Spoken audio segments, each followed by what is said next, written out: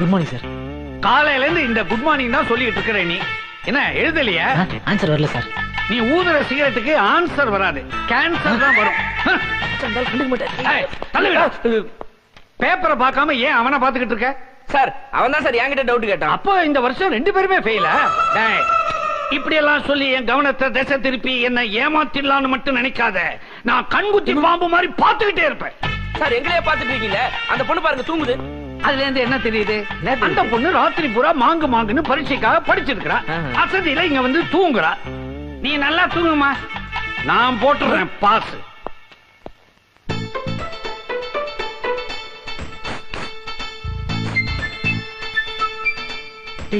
என்னடா பேப்பர் சைடுல வைப்பன்னு பார்த்தா அடியில வைக்கிறான்.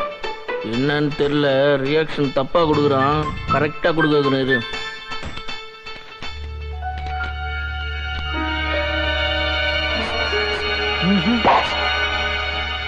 உயிர் மேல ஆசை இருந்தா பேப்பரை உள்ள வைக்காத, எடுத்து சைடுல வை. என்னடா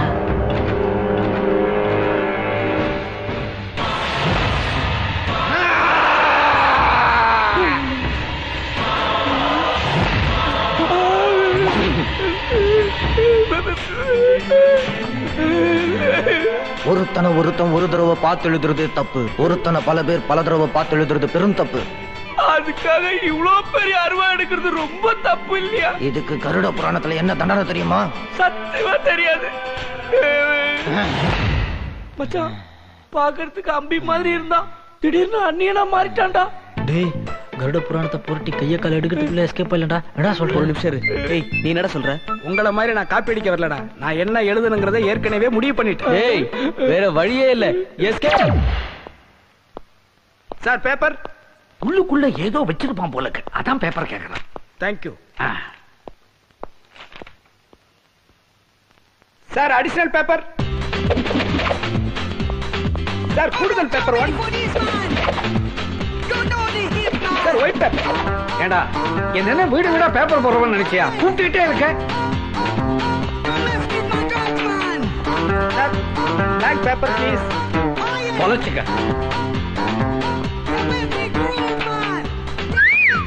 விசில் அடிக்கிற படுவா. Sorry sorry sir.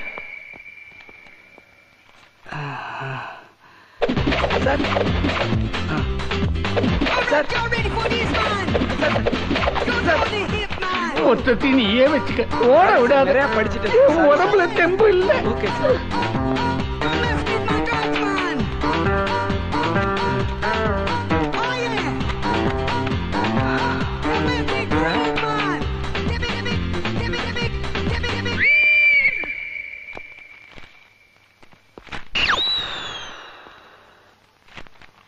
நம்மள மாதிரிதான் அவனும் படிக்கவே இல்ல.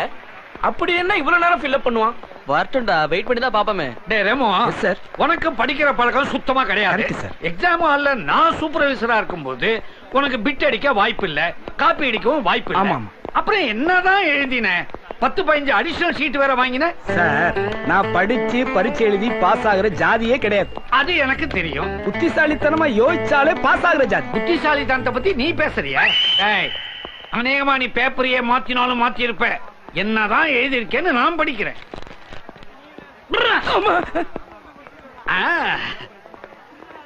இந்த பேப்பரை திருத்த போகும் மரியாதைக்குரிய பாசமுள்ள மாண்புமிகு பேராசிரியர் அல்லது பேராசிரியை அவர்களுக்கு இப்பவும் நான் 2 கால்களையும் போலியோ நோய்க்கு பறிகொடுத்தவன்.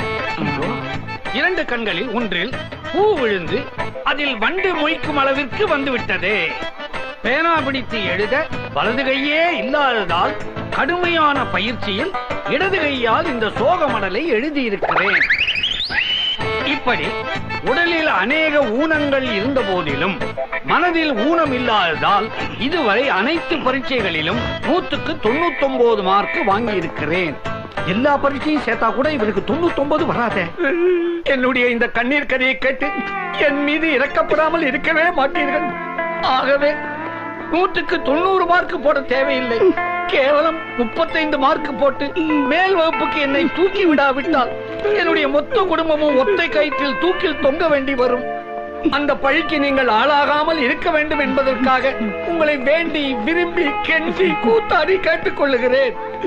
பின் குறிப்பு, முடிந்தால் என்னுடைய 3 நண்பர்களுக்கும் பாஸ் போடவும். அவர்களும் என்னைப் போலவே மிகவும் நல்லவர்கள். இப்படிக்கு உங்கள் கீழ்படிக்கட்டில் உள்ள ரெமோ. மூதேவி, நீ ரொம்ப நல்லவனா? உன்னை பத்தி நீயே பெருமைப்பட்டுக்கிறியா? சார், அரஞ்சிட போற. எதுக்கு சார் தேவையில்லாம டென்ஷன் ஆறீங்க? இந்த லெட்டரை நான் உங்களுக்கு எழுதல, என்னோட பரீட்சை பேப்பரை கருணையோடவும் கருணை உள்ளத்தோடவும் திருத்த போற அந்த எக்ஸாம்ல எழுதுங்க. மரியாதை அனுப்பி. இத ஒருவேளை நான் அனுப்பலன்னா 1000 ரூபாய் பணம் ஆயிட்டு கொஸ்டின் பேப்பர் அவுட் பண்றேன்னு கமிஷனர் கம்ப்ளைண்ட் பண்ண. ஓகேவா? போ.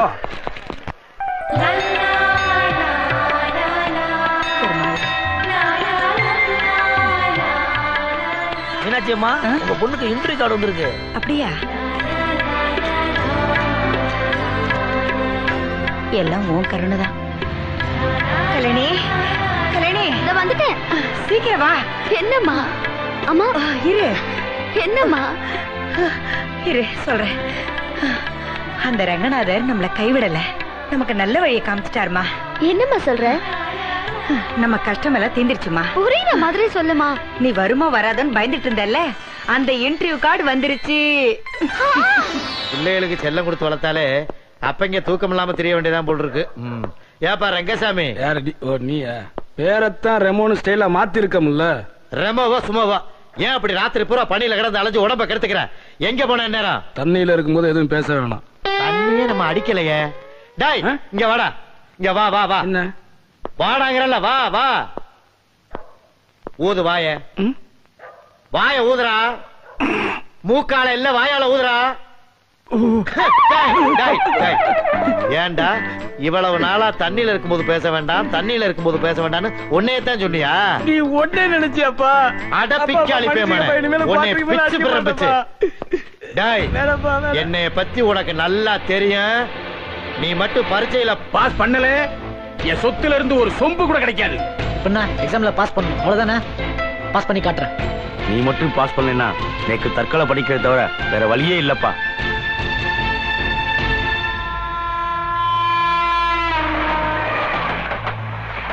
ஏண்டா இப்ப என்ன நடந்து போச்சுன்னு ஓவர் ஃபீலிங்ஸ் கொட்டின்னு இருக்கீங்க? ஏய், சீரியஸா பேசாம விளையாடாதீங்க. இது ஒன்னும் இன்டர் செமஸ்டர் இல்ல, வீட்டுக்கு தெரியாம மறைக்க ஃபைனல் செமஸ்டர். இதுல ஃபெயில் ஆனோம் கண்டிப்பா மாட்டிப்போம். அப்ப நம்ம பாஸ் பண்ண வாய்ப்பே இல்லையா? நாம பரீட்சை எழுதின லட்சணத்துக்கு 10 மார்க் வர்றதே கஷ்டம், இதுல பாஸ் பண்றத பத்தி வேற யோசிக்கிறீங்களா? வாய்ப்பு இருக்குடா. பணத்தை அடிச்சோம்னா ஃபர்ஸ்ட் மார்க்கே வாங்கலாம். எப்படிடா? நம்ம எக்ஸாம் பேப்பரை திருத்துறது யாருன்னு தெரிஞ்சா போதும்டா. ஏய், அதை எப்படா தெரிஞ்சுக்கிறது? பேசாம பிரின்சிபல் கழுத்துல கத்தி வச்சிருமா? புடிச்சு உள்ள வச்சிருவாங்க, பரவாயில்லையா? டேய், நம்மள மாதிரி உருப்படாதவங்களுக்காக தான் காலேஜுக்கு பியூன்னு ஒரு போஸ்டிங்க போட்டு வச்சிருக்கானுங்க. அவனுங்களை புடிச்சா மேட்டர் ஓவர். 100 ரூபாய் தானா? நம்ம காலேஜ்ல உங்க பேப்பர்லாம் திருத்தலப்பா. நம்ம காலேஜ்ல இல்ல, எங்க இருக்குன்னு தான் கேக்குறோம். ஒருவேளை அது திண்டுக்கல் போயிருக்குன்னு நான் நினைக்கிறேன். நினைக்காத, கரெக்டா சொல்லு. மதுரை போயிருக்குமா? மதுரையில இருந்து கன்னியாகுமரி பா, ஞாபகம் வந்துருச்சு. உங்க பேப்பர்லாம் திருச்சியில திருத்துறாங்க.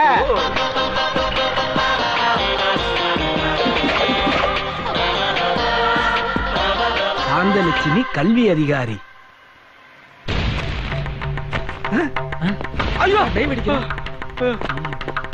ஏண்டா என்ன தைரியம் இருந்தா என்கிட்டே காசு கொடுத்து பாஸ் மார்க் போட சொல்லுவேன். பாஸ் ஆகலைன்னா எங்க அப்பா வீட்டுக்குள்ள சேர்க்க மாட்டாரு இந்த மேடம். பயம் எக்ஸாம்க்கு முன்னாடியே இருந்திருக்கணும்.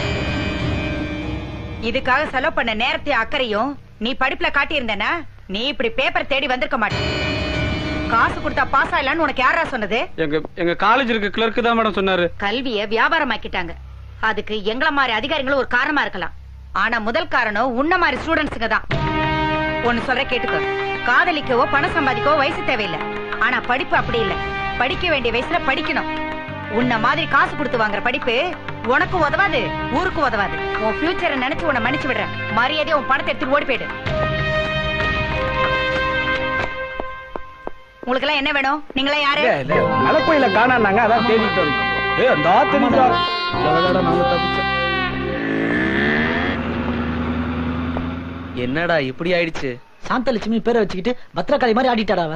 அவளை விடுறா, எங்க அப்பாவை நினைச்சா எனக்கு ரொம்ப பயமா இருக்கு. யாரா அவன்? திருச்சியில இருந்துகிட்டு புதுக்கோட்டையில இருக்க அப்பனு போய் பயப்படுறான் பாரு. ரிலாக்ஸ் ஆவடா.